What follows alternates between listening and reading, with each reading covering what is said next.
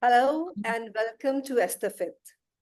Today, we have very beautiful, energetic, enthusiastic person to talk to you. The one who can sail into the winds. The one who can travel around the world without any jet lags. The one who can make you fly and who can let you see your inner child, who can see the adult in you and the child in you at the same time. Yes, we're talking about Trisha Caetano. Trisha Caetano is the internationally known pioneer in past life and inner child integration regression therapies. When we talk about inner child, the first name which pops up in every mind is Trisha Caetano, because Trisha Caetano and inner child work are inseparable. And now I invite here the lovely Trisha Caetano to Estafet. Welcome, Trisha. Thank you so much for having me. Good to go? I'm good to go. Trisha, how did you become the Trisha we know as Trisha? Who is Trisha? Who is Trisha whom you know? I guess I have to go back to my ancestors. My mother was born in the Highlands of Scotland. And in the Highlands, they're fierce people and they are constantly warring among each other. And all of the weak ones got killed off centuries ago. And so those who survived, I think the gene pool is very healthy, very strong. And so I came from a really abusive childhood, and they say we teach what we need to learn. And so I grew up and, got married, had 2 children, and then I started healing myself. And I think the single most important thing I would have to say is that if you want to do therapy, the first thing you do is heal yourself. This way you avoid burning out, you avoid projections, you avoid blaming, victimhood, you sidestep all of these death traps of being a human being and in a relationship. And so I started my own journey. And when I started it, there wasn't much out there about inner child. There's a lot now. And I started actually with the past life regression therapy. I transitioned from normal therapy into past life therapy. And I was asked to teach at an adult education program for a university. And they wanted me to do past lives. And I had been a subject for research in past lives. And so they, I had that background and I just started experimenting with it and developing my own methods. And one of my students put my name on a mailing list. I didn't even know about it. And I got a call for papers for the Association for Past Life Research and Therapy. And they took my proposal, and then I became the director of the professional international training team for past lives. And then I became president for 2 terms, and then I came to Europe. So it's about a journey. It's about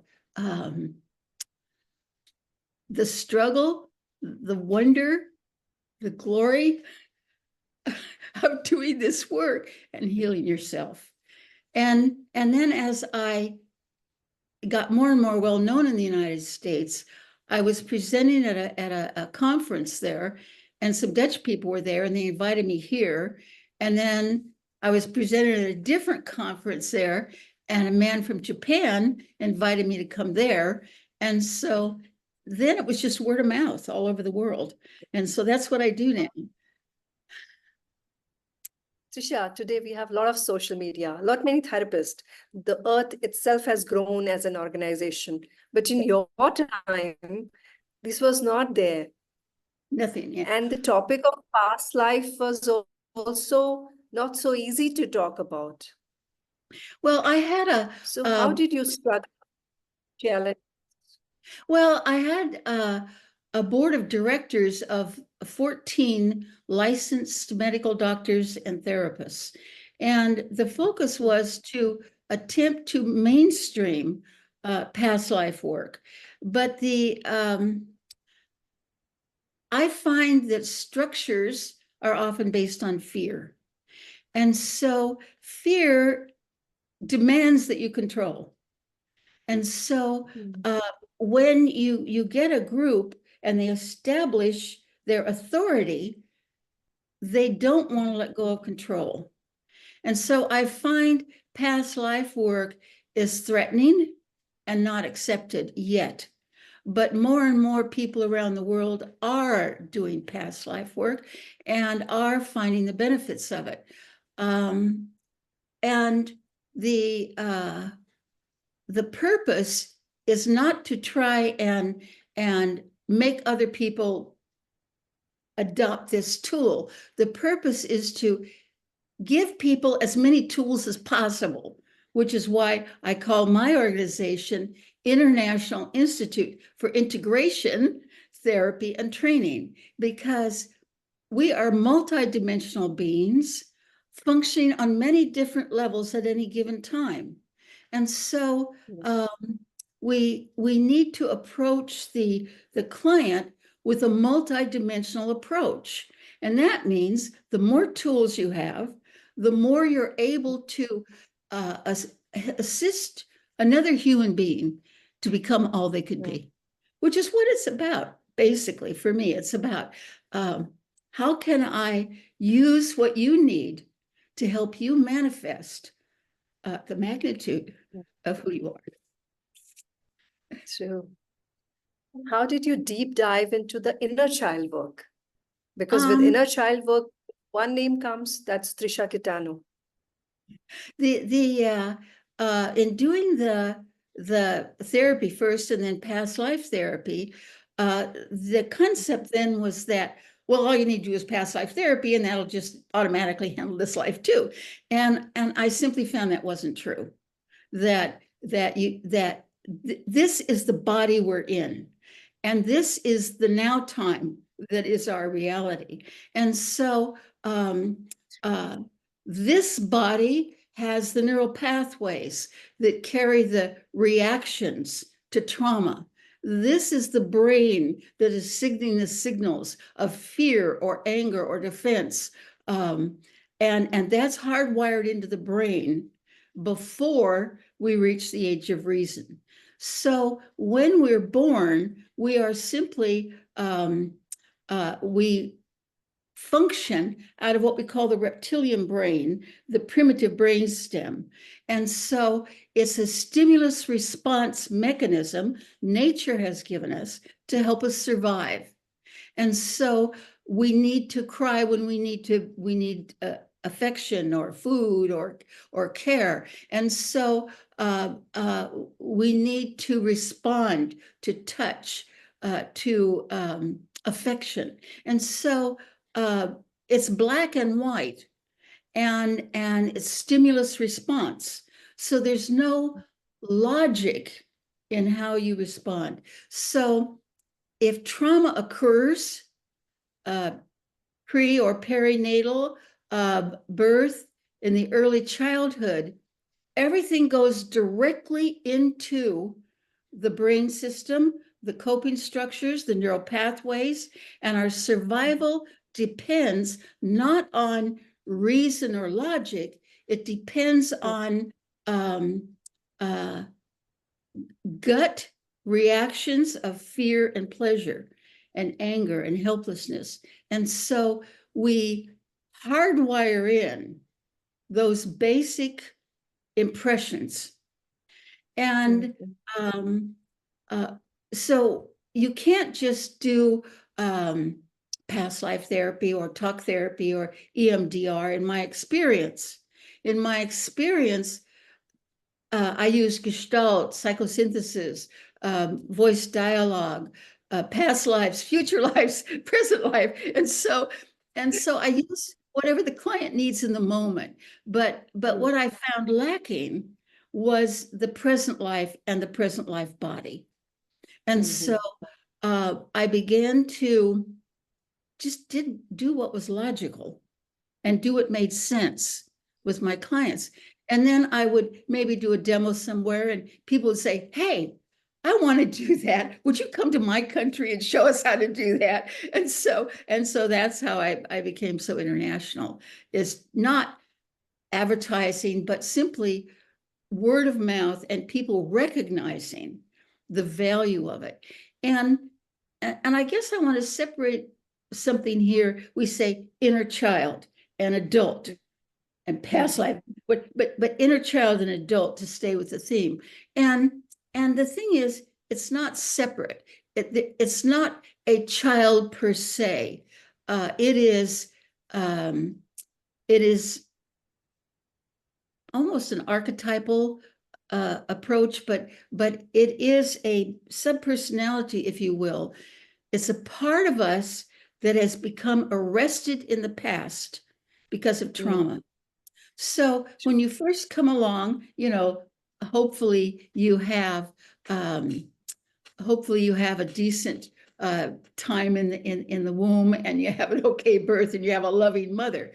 But and then you flow. But then trauma occurs. For example, you're born, it's in a loving home and whatnot, but then when you're 3 months old, your mother goes to work and you're put into a nursery or a caretaker. And so when you were with your mother, you cry, and your mother would come and give you milk. But now you're in a nursery with about 5 other babies, and you cry and cry and cry, nobody comes. And then you cry and cry and cry, nobody comes again. And so this goes on until you reach a point of decision. So even though the neocortex to reason is not developed yet, you still reach a decision. We call it core belief. And the decision in this example could be something like, I'm not worth being loved. I'm not good enough. I'm not, I have no value. And so we make a core belief like that. Once we make that belief, then the opposite is no longer available. So I feel good about myself. I'm crying when mommy comes, I get my milk. And then mommy doesn't come, I don't get my milk, I'm worthless. And so that feeling of flowing and that feeling of safety and connection, that is gone now. It's no longer available. What's available is that core belief is, I'm not worth being loved. And so then we begin to develop a coping structure to deal with the lie. And I often tell people, all we do is peel off the lies until you can emerge. But Trisha, the way you peel off these lies through that hardwired brain and the patterns, I've seen you in some of the workshop, you keep laughing with the client and, very, very subtle way you open up, and then boom, the client is already in the inner child. How is that beautiful technique you devised? These are always hard to answer the questions about yourself. You have a very unique way to talk to the client, Trisha. Yeah. It is very different. Yeah, and that's one of the main things I teach, because I keep saying the tool isn't what is important as you. If you are centered, if you're connected, if you're authentic and you model that authenticity, then that brings up the authentic part of your client. And they respond to that. And maybe you have to go in and do the blood and guts work and start cleaning out the lies. But and that's why I keep saying it's about you. If you're centered, and authentic, the client knows it instinctively. They will respond instinctively. And even though that's no logic to that, but there is that connection that makes them feel safe. And I think the other part of it is I've been there. I know what it feels like. And so the second thing I guess I would say is, as well as your own healing, is ceasing to judge. The minute we judge, client picks it up and you're done. And that's I forget how many muscles there are in the face, but children who've been abused, they become what we call hyper vigilant, too watchful. And so they watch the parent's face. Am I going to get hit now? Are they angry? Okay, I better go hide. Oh, they're not angry. Okay, I guess I could stay here. And so they learn to read not only the facial expressions, the body language, and the energy. And so as a therapist, if you come in with the superior attitude, if you come in, I'm going to help you. If you come in with, if you come in with your junk and garbage, they're not safe and they know it. And so in my training course, we focus on your own healing as well as learning as many tools and methods as I can stuff into one training course. That's wonderful. And that's very nice way you have put it across, because the client will immediately build the wall the moment the judgment or energy is not. So that's why you have a very subtle way to reach, and the client is just there. The faith they develop in you is remarkable. Thank you. Thank you. Well, I think the people who have the courage to heal are truly remarkable. And if they come to you, I consider it an honor if somebody chooses me to help them. So let's talk more about your workshop, Trisha. You have already been doing so many workshops all around the world. So which are going on at present and which are likely to come forward? Because there's a chance to meet Trisha in person for everybody. Thank you. When I first came to the Netherlands, I started my own training and did it for 8 years, and it was in person. And everybody knows, because I whine and complain about it, that doing these things online, you can't give 100%. I only see your face. Are your hands clenched? Are your shoulders tight? Are your feet curled? I don't know. And also I can pick up your energy, but I can pick it up better when you're physically with me. And so I did this training for 8 years. And then I was being invited to other countries, and it was just too much to do my own training. And then, of course, COVID came and everything went online. And so I said, I want to do one in-person training before I'm dead and gone off this planet, and get back to do it the way I like to do it, which you've seen. Many more years to you, Trisha. Well, we'll see. But the point is that I wanted to do my own training one more time at least. And so my daughter, Kristen, she's amazing. She's a business consultant and knows so much more than I do about this stuff. And so she's helping me arrange a training, but it can't be all in person. She has informed me. It has to be, I'm doing 3 modules in person. So I'm doing half of the course in person and the other half of the course online. But at least I get to do another training, and I get to do most of it, and I get to do the whole thing. And so like in Japan, I do the whole training. And in India, I did the whole training. And now I'm going to do the whole training one more time. I'm doing it in Belgium in September of this year. Wow, that's great. And it will be again 1.5 year course. Yes, it'll be 1.5 years. And I'll work with the students. That's another thing.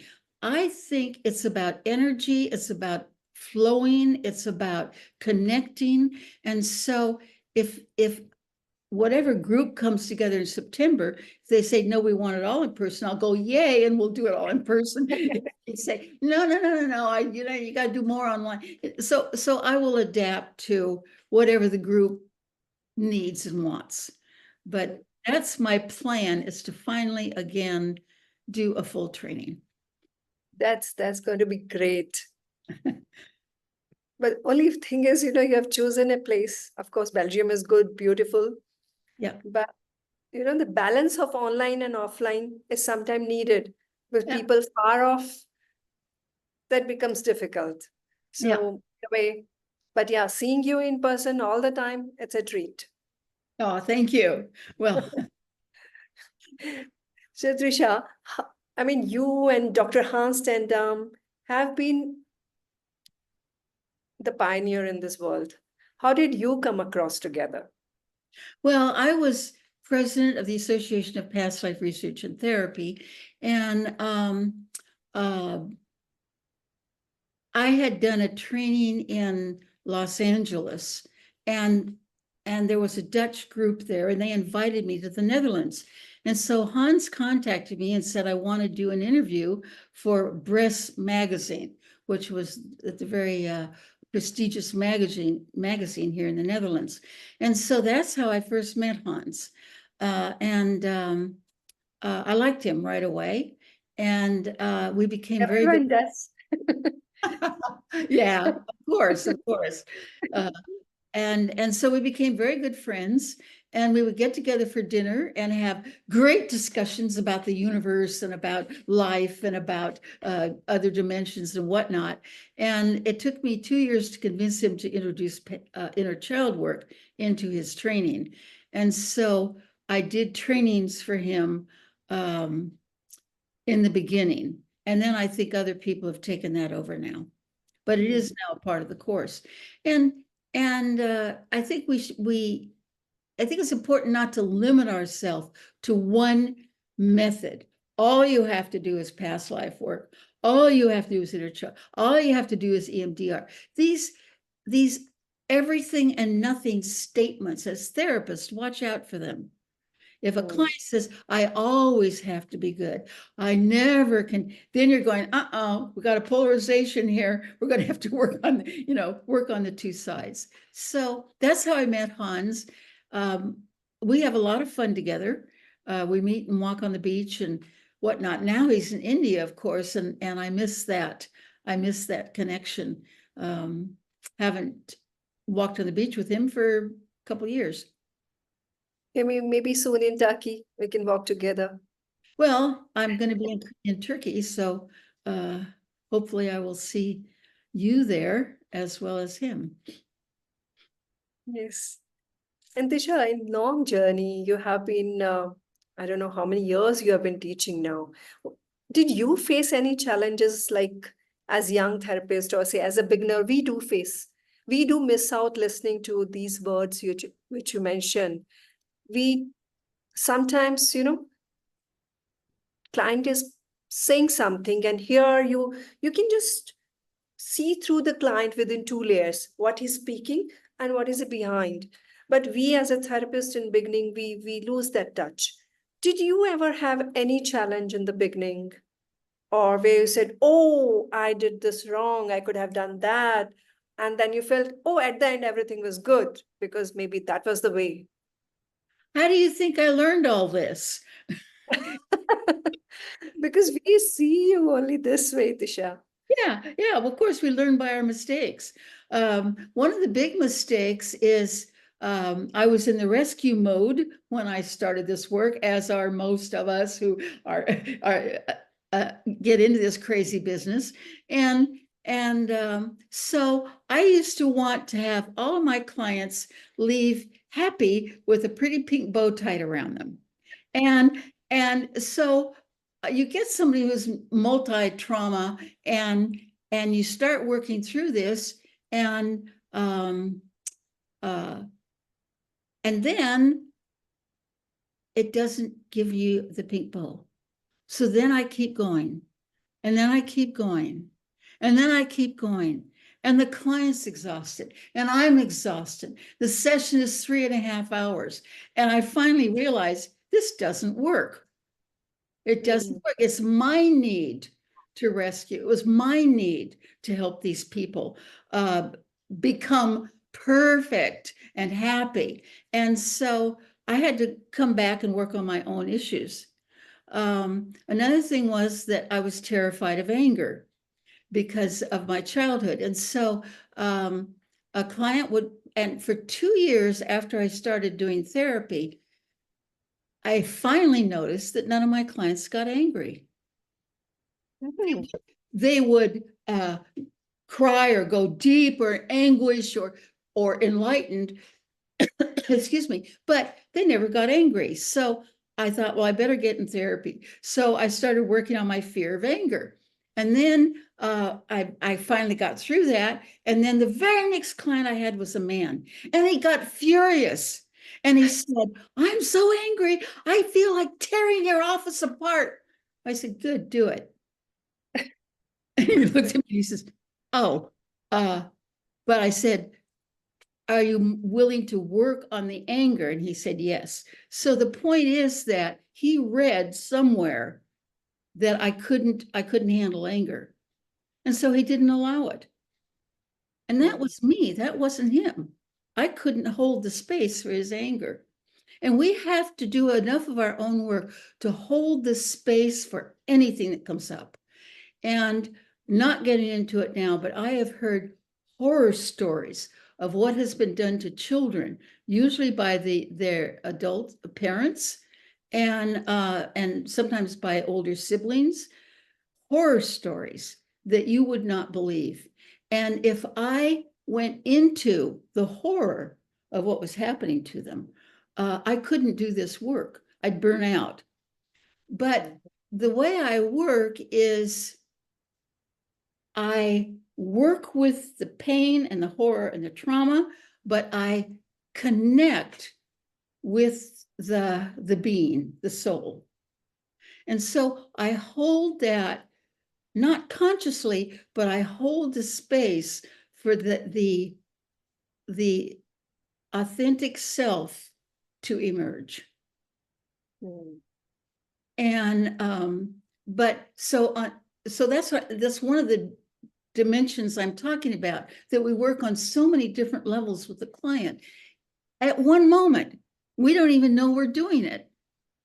We are connecting on so many different levels with that human being across from us who has the courage to open up and show us their pain. And to reach that authentic level, the message I receive from you is that we have to be authentic first. Right. That's then only we can hold that space. Yeah, yeah. And I guess the third thing you asked, well, what are my flaws? The third thing is that when I started into this work, I had beliefs, like in past life work, certain you incarnate every so many years, or you climb up the karmic ladder to nirvana, and actually I became more Zen Buddhist. But the point is that I had to let go of every single belief I had about any of this, because they simply weren't true. And people will still insist to me, like we talk about past lives, and I was talking about time out lifetimes. And somebody says, what are you talking about? And I said, well, not every life is full of stern and drang and trauma. I said, we have all kinds of lifetimes. And they said, no, we're here to learn lessons. And I'm going, nah, that's not what we're doing here. But so things like this, that I had to just let go of all my beliefs and be present with what was happening in the moment with the client. It's called client-centered therapy. It's about the client. It's not about you. And so often we're thinking, am I doing this right? Am I presenting myself well? And so often we're here instead of there. But it's so difficult to let go that belief systems which you keep on building. Yeah. Not easy. No, it isn't easy.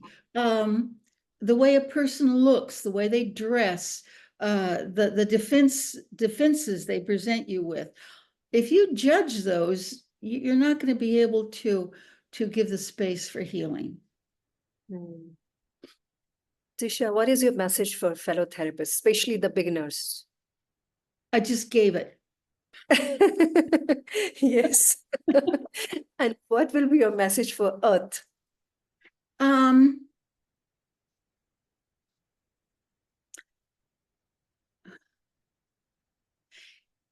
We are here on this planet at this time to create healing, to create awareness, and keep that focus. Don't ever get into the politics. Don't ever get into the polarizations of one group believing this, another group believing that, and now we're going to fight who's right. Stay out of that. Keep the focus. What are we doing here? We're here to create methods to assist people to their own healing. And keep that in your mind at all times, because that's what we're doing here. True. To make even better place and wide approach. And also, it makes it safe for us to be there. We are the oddballs, the weirdos, the freaks, the out there people in the past life work, and even in the inner child work. And so it's very comforting to be in with a group of people who are attempting the unknown. I know in Japan, structured, the number of medical doctors who have taken my training there, and psychiatrists and psychologists. I did one medical doctor group about 18 years ago, and every year I go to Japan and I do a continuing education training for them, and to keep them updated. And every single year they keep coming back. We're still together. And now it's just like we're all one. You know, and so that's another thing that Earth can provide. As long as there isn't judgment, politics, and infighting, then we come together in friendship and fun and learning. And that is an incredible gift that we can give each other. True. Very nice. And Trisha, you keep going to Japan. Now the entire Japan is yours. They love you being there. But when you first time went to Japan, did you find any language barrier or that, medical and non-medical approach at kind of obstacles, kind of roadblocks, which you had to jump through to get through this stage with Japan now? One of the wonderful things about travel is that if you truly want to travel, you go completely with a blank slate. No judgment, no opinion, no nothing. You go and you say, I know nothing about this, so I am going to explore who they are, how they think, and how they process emotions. And so, and I don't care what country I'm in, whether I'm in Kenya or Turkey or anywhere else on the planet, I go open. And there's a number of things about the Japanese people, and the cornerstone is honor. And being honorable is very important and significant to their culture. And the other thing is that there's a politeness, which a lot of foreigners found irritating. And I didn't. I thought it was fun. So I would say to the assistant helping me, could we do this? And she would go, that might be difficult. Translation, absolutely, totally no. How can you possibly ask me that? And so, you have to adapt to this. when I lived in the Middle East, in Iran for 3 years, 3.5 years. So I think that's also what I do with my clients. I adapt to where they are and what they need. But that's every country I go to, not just Japan. Yeah. And you travel all across. I love it. I'm a travel addict. Yes. And we never see you in jet lag. How come that you We never maintain? see what? Jet lag, you know? Wrong, Time wrong. I'm in jet lag right now. zone. Yeah. Yeah. You had a couple of questions other people had asked. So first I will ask you the question by Alexandra, which you have already answered. Why inner child work is even more important than going to a past life in regression. Yeah. And you're right. I have already answered that. It is significant. In my experience, we must do the present life work because this is the body we're in. And like I said, this is where the neural pathways, the neocortex, all of this is in this physical body in now time. So for me, I've never seen the healing complete without working on the present life childhood, because the childhood is when we put in all those reactive programs and where we start splitting ourselves out. I have to do this, I can't do that, this is good, this is bad. And so these splits cause a fragmentation in our reality, in who we are and who we are in life and what life itself is. And so the fragmentation is a disassociation of self from self. And so that's why we recover these things. And we extreme polarization, we do the shadow work. And I'm going to Romania in June, and I'm going to be doing 3 days on shadow work. And Oh, this is a form of extreme polarization of this is permitted and that isn't. And the thing that I've always known, but I made aware, I think I started in Goa, the first time I said that some of the best parts of who we are is in the shadow.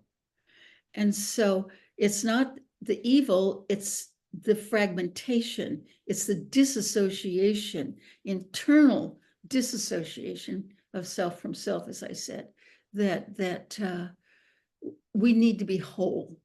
And that means we need to accept and integrate all aspects, the good, the bad, and the ugly. beautiful, beautiful. I take another question, Trisha, which is connected one. It's by Martin Roche. When we had last Estafet, when Martin recommended your name, he also asked a question that sometimes the client doesn't have any memory of the childhood because it is blocked. There's a severe trauma.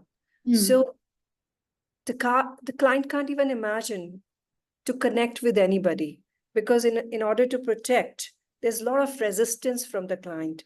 In such situation, how do you create a trust that client can move on forward?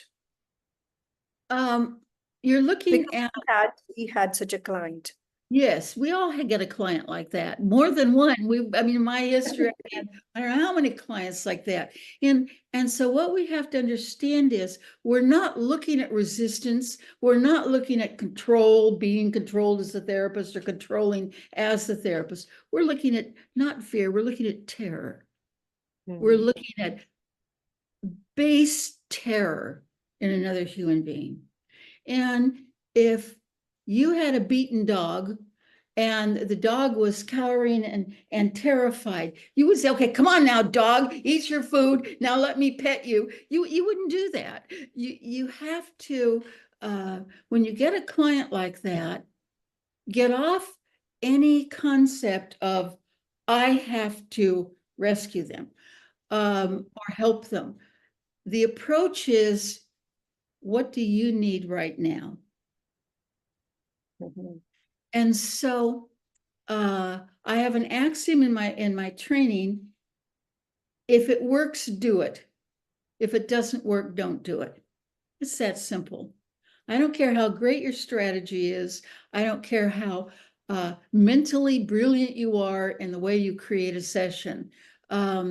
If it doesn't work, well, then don't do it. Do something else. And so when you get a terrified human being like this, you don't do anything that is dangerous. And regression therapy, it's too big of a learning curve for them. It's something, it's not possible. It's out gradient. They can't do it. And so you start at the beginning. And I might say, what would you like to do today? I don't know. Okay, well, throw that idea out. Now, what other idea can I come up with here? With someone like that, you might try non-dominant hand work. You might try create a story. Give me a story. I had a client like that who just and she came up to me after a lecture and wanted me to be a private client. And my head says, no, don't take her. She's going to be impossible. And my heart says, take her. And so I did. And then I regretted it because no matter what I did, it didn't work.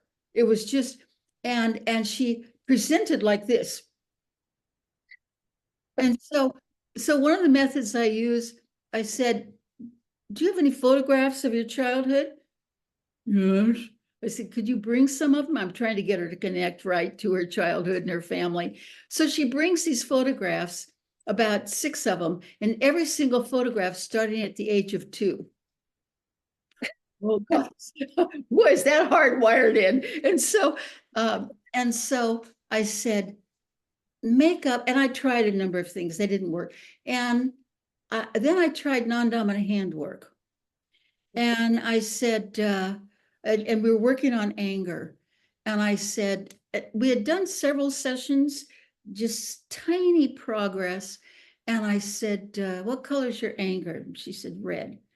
I said, okay, we'll pick up the red felt pen. I said, okay, now show yourself what your anger looks like. So she puts the pen on the paper and she sits there and she sits there. And I didn't judge it. I could have said, oh God, this isn't going to work either. I just said, okay, see what's going to happen here. And she sits there and for 20 minutes, she sits like that. But there's so much tension in her body and her hand. I'm going, well, I'm willing to hang in here if you are. And so she hung in there and then she made a tiny little wiggly line. And then she's, I'm exhausted. And I said, but you did it. And that was the breakthrough. The next session, we went deep and dirty right away. And so you don't know what's going to work, which is why the more tools you have, the better it is. But it has to be what the client can do. And if you want them to go into space and they can't take one step forward, then you can't help them. So you have to look at the fact, I'm looking at terror.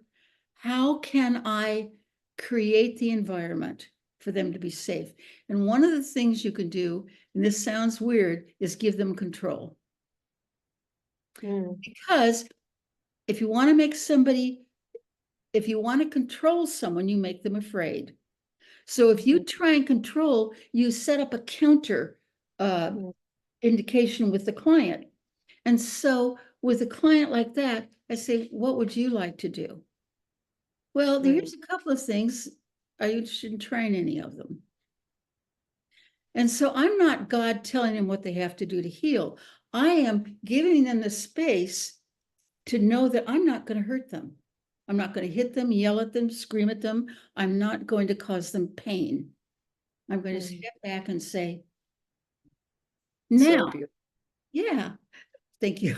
And the client who is has no boundaries, blah, blah, blah, blah, blah, blah, blah, blah, blah, I'll say, stop. Take a slow, deep breath. I start putting in boundaries. So that's what I'm saying. You have to adapt to your client. But to answer Martin's question, it can take a while, but the more you create the safety, the more they're going to be able to trust themselves enough to trust you. Beautiful. Yeah, well, people are beautiful. Trisha, I can hear more and more stories from you. It's never enough. So before we wind up, one Yes. more story, which would you like to say, which is close to your heart, some of the session, which you say that I will always remember that. Maybe the sessions in the beginning or maybe the sessions now. I've told this story before. The first thought that pops into my mind is when someone reached enlightenment in front of me. And I've told this story before, maybe you've heard it, but to me, it's so profound. It was in Japan. It was a young man who was about 38. He was a therapist. He was taking the training, and they were required to take a private session.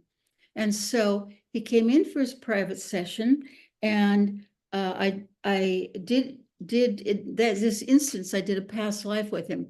And I said, okay, now move forward to just before the body dies. What do you feel, think, blah, blah. Move through the body death and what happens next. Because a lot of stuff happens right after you die. Important area to explore, you know that. And so then I said, okay, and what happens next? And all of a sudden, and my interpreter is sitting here with me, and we're soul sisters. And so we're really connected. So I said, what happens next? And he says, he doesn't say anything, but all of a sudden his energy starts going like this. And it just fills the room with light. And my interpreter and I are looking at each other, and he's mirroring our own enlightenment. And we were the three of us in this room with light. It was an amazing experience. And so we said nothing. He said nothing. And then he slowly opened his eyes, got up, and walked out of the room. Very un-Japanese. And so several days later, we were in the training, and he was in the client position. And I said, and so he's crying. I'm going, what? He's enlightened. What's he doing crying? And so again, your belief systems. And so afterwards, I walked up to him and I said, when we were in that session, you became enlightened. And he said, yes. And I said, but in this session, you were crying. What was happening that you were crying? And you're enlightened. And he said, Trisha, I still have things to learn. So beautiful. Yeah, so beautiful. And I had to get off all my beliefs about enlightenment. It's not static. I get enlightenment and that's it. I get to heaven and forever I worship at the feet of God. It's just not the way it works. We're wild beings, and we're living in this wild universe and having so many experiences. And that's again being whole, taking everything which is authentic and which is you, all part of you, gathering everything. Yeah, somebody comes in, they go, oh, and this is my life. And I'm saying, that's okay. This is your life. But it's polarized.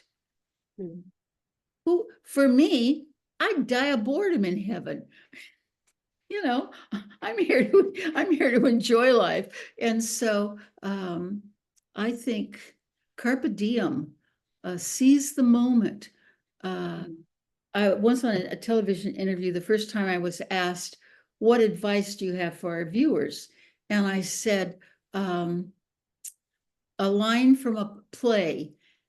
And the line is, life's a banquet and most poor fools are starving to death. So it's a banquet out there. And so go and live life. True. And that reminds me, Annual Convention 23 in Antalya, when after the convention, you went for sailing. You're so free, even not only your therapies, but when it comes to adventure, you're always out there. Yeah, it's part of the package. Trisha, now we are almost nearing the interview, and I would like to ask you, who is next? I suggested Tulin. Wow. Yeah, Tulin is she's a woman of such depth and such magnitude. And she has brought shamanism into her work, which some medical doctors might say, oh yeah, cross that out. But that's just a part of it. Her awareness, her understanding, her capacity for holding the space. I just think she's an exceptional woman. And I think Yes. it would be a gift to your viewers to have her come. Thank you so much. Any particular thing that you suggest we should ask? I would ask her the same question you asked me. Who are you? What created what I consider this amazing human being? How did this get started? Wonderful. Yeah. Thank Well, you so much, Trisha. it's been wonderful to be with you. You're so vibrant and so fun. I really appreciate you inviting me. Thank Thank you. you so much, Trisha. Love you. Thank you. Thank you. Thank you. Till we meet again.